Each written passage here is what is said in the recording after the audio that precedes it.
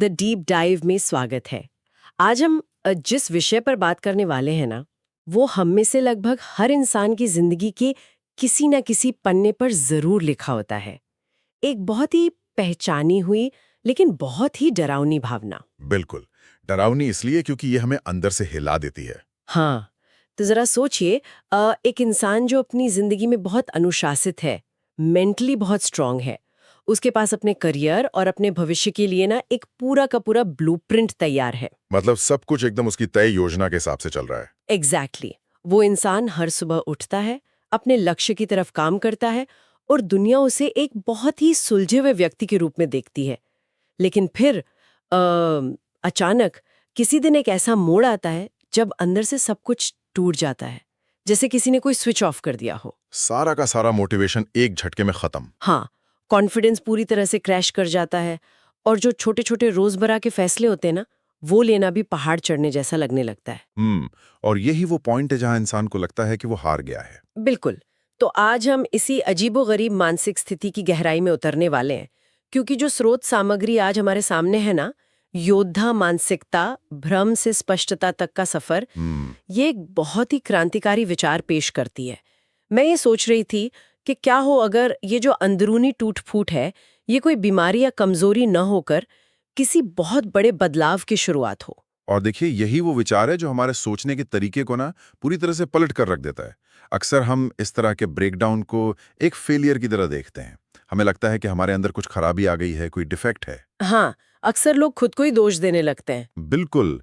लेकिन आज जिस टेक्स्ट और जिस दर्शन का हम विश्लेषण कर रहे हैं, वो हमें सीधे इतिहास और माइथोलॉजी के सबसे बड़े युद्ध क्षेत्र में ले जाता है और एक ऐसे चरित्र से मिलवाता है जो अनुशासन, फोकस और ताकत का अल्टीमेट सिंबल है। मेरा मतलब है अर्जुन। अर्जुन। जी, ये समझना बहुत दिलचस्प है कि हजारों साल पहले लिखा गया ये वृत्तांत आज के इस मॉडर्न साइकोलॉजिकल क्राइसिस का एकदम सटीक जवाब कैसे देता है।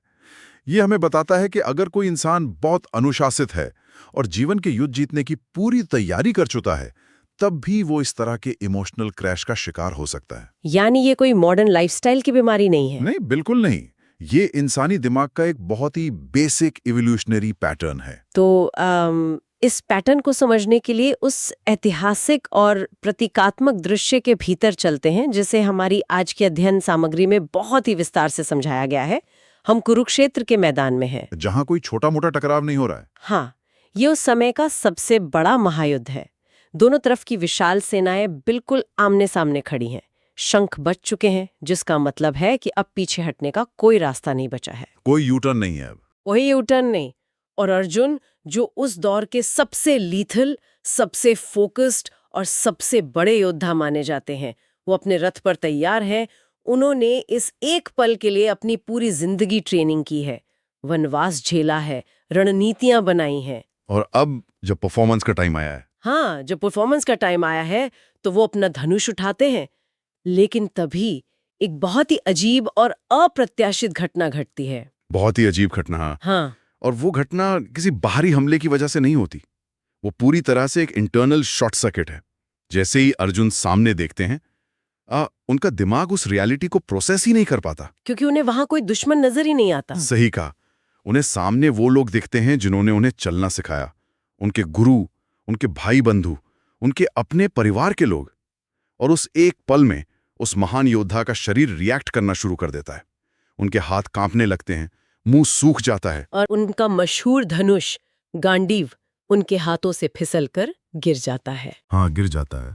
और वो सीधे तौर पे कहते हैं कि मैं ये युद्ध नहीं लड़ सकता, मुझे ये राजपाट या जीत नहीं चाहिए। अब अगर कोई आम इंसान इस दृश्य को बाहर से देखे ना, तो सबसे पहला ख्याल यही आएगा कि शायद ये इंसान डर गया है, शायद मौत सामने देखकर इसके पैर कांप गए हैं और ये मैदान छोड़कर भागना चाहता है। हाँ, आम तौर पर लोग ऐसा ही जज करते हैं। हम अपनी आम जिंदगी में भी तो यही करते हैं। जब कोई इंसान किसी बड़े प्रोजेक्ट या किसी बड़ी जिम्मेदारी के बीच में अचानक गिव अप कर देता है, तो दुनिया उसे भगोड़ा या कमजोर ही मानती है। बिल्कुल मानती है। लेकिन आज के हमारे टेक्स्ट ने इस पूरे घटनाक्रम को जिस नजरिए से देखा है, वो बहुत ही अलग है। क्योंकि अगर हम इसका थोड़ा सा मनोवैज्ञानिक विश्लेषण करें ना, तो ये साफ हो जाता है कि ये कायरता का मामला तो बिल्कुल नहीं था। अर्जुन को तीरों से या मौत से कोई डर नहीं था। वो असल में एक भयंकर कॉग्निटिव ओवरलोड का शिकार हो गए थे। कॉग्निटिव ओवरलोड, इसे थोड़ा और आसान शब्दों में समझाएं। देखिए, जब इंसान का दिमाग एक साथ इतने सारे परस्पर विरोधी विचारों और भावनाओं को प्रोसेस करने की कोशिश करता है तो पूरा सिस्टम क्रैश हो जाता है। उनकी आइडेंटिटी एक योद्धा की थी, लेकिन सामने परिवार था। धर्म और कर्तव्य आपस में सीधे टकरा रहे थे। मतलब दिमाग समझ नहीं पा रहा था कि सही क्या है और गलत क्या है। एग्जैक्टली इस स्थिति को आज की साइकोलॉजी में इमोशनल ओवरवेल्म होना कहते हैं। और सबसे दिलचस्प बात यह है कि इस पूरे अध्याय को, जिसमें अर्जुन रो रहे हैं, कांप रहे हैं और हथियार डाल रहे हैं, उसे अर्जुन विषाद योग कहा गया है। स्रोत के अनुसार ये बहुत महत्वपूर्ण बिंदु है। जी हाँ, अर्जुन विषाद योग। विषाद का मतलब है गहरा दुख, डिप्रेशन या कंफ्यूजन, और योग का मतलब है जुड़ना या कोई ऐसा रास्ता जो इंसान को इवोल्यूशन या विकास की तरफ ले जाए। तो इसका मतलब ये हुआ कि इस ग्रंथ ने इस भयानक कंफ्यूजन और ब्रेकडाउन को एक फेलियर नहीं माना, बिल्कुल नहीं, बल्कि उसे एक योग का, एक आध्यात्मिक और मानसिक प्रक्रिया का दर्जा दिया। और यही वो पॉइंट है जहां हमारा नजरिया पूरी तरह से बदल जाना चाहिए। हम बचपन से सुनते आए हैं कि मजबूत बनो, रोना नहीं चाहिए, हाँ कभी कमजोर मत पड़ो। हाँ, गीता के बारे में भी लोगों की एक आम धारणा यही है कि ये सिर्फ एक मोटिवेशनल स्पीच है जो कहती है कि उठो और लड़ो। लेकिन आज के इस एनालिसिस से ये साफ होता है कि पहला लेसन मजबूत बनना है ही नहीं। और ये बहुत ही काउंटर इंट्यूटिव बात है। हम हमेशा सोचते हैं कि कन्फ्यूजन एक नेगेटिव चीज़ है और हमें हर समय पूरी तरह से क्लियर होना चाहिए। लेकिन यहाँ जो गहरा अर्थ निकल कर आता है वो ये है कि कन्फ्यूजन दरअसल क्लैरिटी की पहली सीढ़ी है। पहली सीढ़ी है। हाँ, जो इंसान कंफ्यूज नहीं है वो अक्सर अपने ही इल्यूजन या भ्रम में जी रहा होता है। वो सोचता है कि उसे सब पता है। जब तक वो इल्यूजन टूटता नहीं है, जब तक एक गहरा ब्रेकडाउन नहीं होता, तब तक कोई असली ब्रेक थ्रू आ ही नहीं सकता। बिल्कुल सही।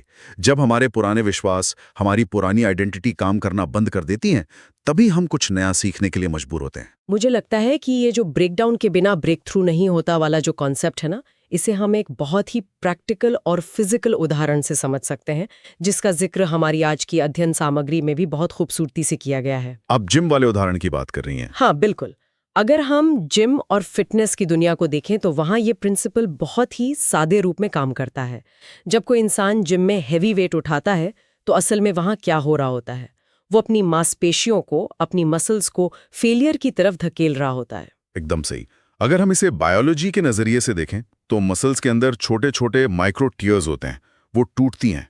जब आप बहुत भारी वजन उठाते हैं तो आपका शरीर एक तरह के स्ट्रेस और ट्रॉमा से गुजरता है, क्योंकि वो उस वजन के लिए पहले से तैयार नहीं थी। हाँ, आपकी मांसपेशियां उस वजन को सहने के लिए डिजाइन नहीं थी, इसलिए वो डैमेज हो जाती हैं। लेकिन असली जादू उसके बाद होता है, रिकवरी के टाइम पे। हाँ, जब शरीर रिकवरी मोड में जाता है तो वो उन टूटी हुई मांसपेशियों को पहले से ज्यादा डेंस, पहले से ज्यादा मजबूत बनाता है, ताकि अगली बार जब वो वजन उठाना पड़े तो शरीर पूरी तरह तैयार रहे। बिना उस माइक्रो डैमेज के, बिना उस ब्रेकडाउन के मसल्स की ग्रोथ नामुमकिन है। ये एनालॉजी ना मुझे बहुत सटीक लगती है, क्योंकि जिस तरह से फिजिकल हाइपरट्रॉफी काम करती है, यानी मसल्स का टूटना और फिर मजबूत होकर जुड़ना, ठीक उसी तरह हमारी न्यूरोलॉजिकल और साइकोलॉजिकल ग्रोथ भी काम करती है। हाँ, जब इंसान मानसिक रूप से किसी ऐसे क्राइसिस में पड़ता है जो उसकी समझ से बाहर होता है, तो उसका पुराना मेंटल मॉडल टूट जाता है। वो अंदरूनी उथल-पुथल से गुजरता है और उसी कॉग्निटिव डिसोनेंस के बाद उसका दिमाग खुद को रिवायर करता है और दुनिया को देखने का एक ज्यादा मैच्योर, ज्यादा स्पष्ट नजरिया विकसित करता है। और यही वजह है कि जब हम जिंदगी में इस तरह के ब्रेकडाउन से गुजरते हैं, चाहे वो करियर में अचानक आया कोई बड़ा फेलियर हो या किसी बहुत करीबी रिश्ते का टूटना, या फिर अपनी ही आइडेंटिटी को लेके कोई गहरा सवाल हो, तो हमें उस दर्द से भागने के बजाय उसे प्रोसेस करना चाहिए। वो दर्द, वो कंफ्यूजन असल में हमारे दिमाग के पुराने ढांचे के टूटने की आवाज है। पर एक सेकंड रुकिए, मैं यहाँ थोड़ा सा डेविल्स एडवोकेट प्ले करना चाहूंगी। ये सारी बातें थ्योरी में बहुत अच्छी लगती हैं कि कंफ्यूजन को एक्सेप्ट करो, ब्रेकडाउन का स्वागत करो, लेकिन प्रैक्टिकल लाइफ में क्या है? हाँ, प्रैक्टिकल लाइफ में जब इंसान सच में कुरुक्षेत्र में खड़ा होता है, और यहाँ कुरुक्षेत्र से मेरा मतलब सिर्फ तलवारों वाले युद्ध से नहीं है। मान लीजिए किसी स्टार्टअप की फंडिंग अचानक रुक गई है और कल एम्प्लॉइज को सैलरी देनी है, या फिर किसी का एक बहुत ही सीरियस मेडिकल डायग्नोसिस हुआ है। ये आज के समय के कुरुक्षेत्र ही तो है। बिल्कुल है, रियल लाइफ क्राइसिस। हाँ, जब तीर सच में हवा में हो, जब टाइमर टिक टिक कर रहा हो, तब आप कैसे कह सकते हैं कि कंफ्यूज होना ठीक है? उस वक्त तो तुरंत फैसले लेने की जरूरत होती है ना। ये एक बहुत ही वैलिड और प्रैक्टिकल सवाल है, और यहीं पर इस पूरे दर्शन का एक और बहुत बड़ा साइकोलॉजिकल मास्टर स्ट्रोक सामने आता है। जरा सोचिए, जब हम उस अत्यधिक तनाव वाली स्थिति में होते हैं, तब हमारा दिमाग किस तरह से काम कर रहा होता है? पैनिक मोड में होता है। हाँ, साइंस बताती है कि उस वक्त हमारा एमिगडाला, जो दिमाग का इमोशनल सेंटर है, वो हाईजैक हो जाता है। लॉजिक और रैशनल थिंकिंग वाला हिस्सा पूरी तरह शट डाउन हो जाता है। ऐसे में अगर हम तुरंत कोई फैसला लेते हैं, तो वो फैसला अवेयरनेस से नहीं, बल्कि सर्वाइवल इंस्टिंक्ट या पैनिक से लिया गया होता है। यानी जब भावनाएं हावी हों, तो इंसान अक्सर ऐसे कदम उठाता है जो स्थिति को सुधारने के बजाय और बिगाड़ देते हैं। बिल्कुल, वो बस किसी भी तरह उस अनकंफर्टेबल सिचुएशन से तुरंत बाहर निकलना चाहता है। और इसीलिए कृष्ण का जो रिस्पॉन्स था, वो आज की मॉडर्न लीडरशिप और साइकोलॉजी के लिए एक बहुत बड़ा केस स्टडी है। एकदम। जब अर्जुन उस भयंकर ब्रेकडाउन के दौर से गुजर रहे थे, तो कृष्ण ने तुरंत कोई ज्ञान नहीं दिया। उन्होंने कोई पावर पॉइंट प्रेजेंटेशन शुरू नहीं की कि देखो तुम्हें युद्ध क्यों लड़ना चाहिए। उन्होंने उस स्थिति को तुरंत फिक्स करने की कोशिश नहीं की। तो उन्होंने किया क्या? क्योंकि हम तो अपनी आम जिंदगी में यही करते हैं ना। अगर हमारा कोई दोस्त परेशान होता है तो हम तुरंत उसे सलाह देना शुरू कर देते हैं, भाई ऐसा कर ले, तू टेंशन मत ले, सब ठीक हो जाएगा। कृष्ण ने सिर्फ सुना। उन्होंने उस ब्रेकडाउन को, उस कंफ्यूजन को अपना पूरा स्पेस लेने दिया। उन्होंने अर्जुन को अपनी सारी भड़ास, सारे डर, सारी दुविधाएं बाहर निकालने दी। मतलब उन्होंने एक सेफ स्पेस होल्ड किया। हाँ, तुरंत समाधान देने के बजाय उन्होंने एक स्पेस होल्ड किया, क्योंकि वे जानते थे कि जब तक इमोशनल स्टॉर्म शांत नहीं होता, जब तक इंसान उस एमिगडाला हाईजैक से बाहर नहीं आता, तब तक कोई भी लॉजिकल बात या कोई भी गहरी फिलॉसफी उसके दिमाग के अंदर जा ही नहीं सकती। बिल्कुल नहीं जा सकती। और ये हम सभी के लिए एक बहुत बड़ा टेक अवे है। जब भी हमारी जिंदगी में कोई भारी कंफ्यूजन पैदा हो, कोई ऐसा क्राइसिस आए जहां दिमाग काम करना बंद कर दे, तो हमारा पहला इंस्टिंक्ट होता है रिएक्ट करना, बस कुछ भी करके इस तकलीफ को खत्म करना। हाँ, लेकिन यहाँ से हमें ये सीखने को मिलता है कि जब तूफान बहुत तेज हो तो तुरंत एक्शन लेने से बचना चाहिए। और इसी को हम पॉज या स्पेस लेना कहते हैं। उत्तेजना और प्रतिक्रिया के बीच जो थोड़ा सा समय होता है ना, वहीं हमारी असली ताकत छुपी होती है। स्टिमुलस और रिस्पॉन्स के बीच का गैप। एग्जैक्टली। तुरंत समाधान खोजने के बजाय हमें क्लैरिटी का इंतजार करना चाहिए। पहले स्थिति को पूरी तरह से सुनना और समझना चाहिए। जब हम उस कंफ्यूजन को बिना जज किए ऑब्जर्व करते हैं, तब जाकर हमारे अंदर से वो असली स्पष्टता पैदा होती है, जो किसी घबराहट पर नहीं बल्कि गहरी समझ पर आधारित होती है। बिल्कुल। अगर हम इस पूरे एनालिसिस के धागों को एक साथ जोड़ें, तो एक योद्धा या एक वॉरियर की जो इमेज हमारे दिमाग में बचपन से बैठी हुई है, वो पूरी तरह से टूट जाती है। हाँ, वो स्टीरियोटाइपिकल इमेज। हाँ, हम हमेशा सोचते हैं कि योद्धा वो है जिसकी आंखें हमेशा लक्ष्य पर फिक्स्ड होती हैं। हाँ। जो कभी डाउट नहीं करता, जो कभी टूटता नहीं है, जिसके हाथ कभी कांपते नहीं हैं। लेकिन आज के इस दर्शन ने उस हॉलीवुड या बॉलीवुड वाली इमेज को बिल्कुल खारिज कर दिया। पूरी तरह से। एक असली योद्धा वो नहीं है जिसे कभी डर नहीं लगता या जो कभी कंफ्यूज नहीं होता है। असली योद्धा वो है जो अपने डर को महसूस करता है, जो अपने अंदर के ब्रेकडाउन को इग्नोर करने या दबाने के बजाय उसका पूरी ईमानदारी से सामना करता है, जो ये एक्सेप्ट करने की हिम्मत रखता है कि हाँ, मैं इस वक्त पूरी तरह से दिशाहीन महसूस कर रहा हूँ। हाँ, और फिर उस कंफ्यूजन के बीच वो स्पेस क्रिएट करता है, स्पष्टता का इंतजार करता है, और जब वो क्लैरिटी आ जाती है तब वो फिर से अपना धनुष उठाता। और यही वो पॉइंट है जरा से एक नया एक्शन शुरू होता है, क्योंकि ये पूरी प्रक्रिया सिर्फ शांत बैठने या एनालाइज करते रहने के बारे में नहीं है। जब वो भ्रम छन जाता है, जब दिमाग की वो रीवायरिंग पूरी हो जाती है और इंसान वापस खड़ा होता है, तब वो जो काम करता है उसकी क्वालिटी बिल्कुल अलग होती है। बहुत अलग होती है। और उसी क्वालिटी ऑफ एक्शन को, उस स्पष्टता के बाद उठाए गए कदम को कृष्ण कर्मयोग कहते हैं। कर्मयोग? जी, कर्मयोग का मतलब सिर्फ काम करना नहीं है। ये वो एक्शन है जो कंफ्यूजन या स्वार्थ से नहीं, बल्कि गहरी क्लैरिटी और अवेयरनेस से पैदा होता है। जब अर्जुन अंततः युद्ध के लिए तैयार होते हैं, तो वो इसलिए नहीं लड़ रहे होते कि उन्हें राज्य का लालच है या उन्हें कोई बदला लेना है। वो इसलिए लड़ते हैं क्योंकि उन्होंने पूरी बड़ी तस्वीर को समझ लिया है। बिल्कुल। उनका एक्शन अब रिएक्टिव नहीं बल्कि पूरी तरह से कॉन्शियस है। यानी भ्रम से स्पष्टता तक का सफर और फिर उस स्पष्टता से सही कर्म की ओर बढ़ना। ये कोई एक दिन का काम नहीं है, ये जिंदगी भर चलने वाला एक प्रोसेस है। हाँ, और ये प्रोसेस किसी एक योग या किसी एक किताब तक सीमित नहीं है। ये ह्यूमन साइकोलॉजी का सबसे फंडामेंटल एवोल्यूशनरी लूप है। हम टूटते हैं, हम सीखते हैं, हम स्पष्ट होते हैं और हम पहले से बेहतर होकर वापस आते हैं। इस पूरी चर्चा ने ये तो साफ कर दिया है कि हमारी जिंदगी के जो सबसे डार्क और सबसे कंफ्यूजिंग पल होते हैं वही हमारे ट्रांसफॉर्मेशन के सबसे बड़े कैटलिस्ट होते हैं। बिल्कुल। लेकिन इस पूरी बात से ना एक बहुत ही गहरा और थोड़ा सा अनकंफर्टेबल सवाल भी पैदा होता है।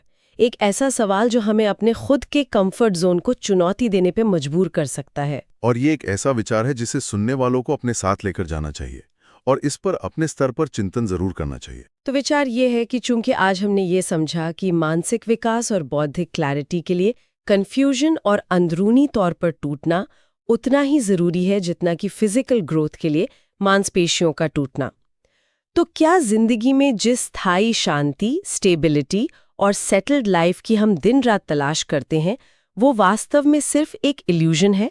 क्या हमेशा एक ही तरह के सुरक्षित विचारों के साथ जीना असल में हमारे दिमाग को सड़ा रहा है? क्या मानसिक और बौद्धिक रूप से सच में जिंदा रहने के लिए हमें समय समय पर अपने ही मजबूत विश्वासों और मान्यताओं के टूटने का जानबूझकर स्वागत नहीं करना चाहिए? क्या असली स्पष्टता किसी मंजिल का नाम है जहां पहुंचकर हम आराम से बैठ जाते हैं, या ये बार बार टूटने, बिखरने और फिर से एक नए और बेहतर रूप में बनने की एक अंतहीन, खूबसूरत लेकिन चुनौतीपूर्ण प्रक्रिया है?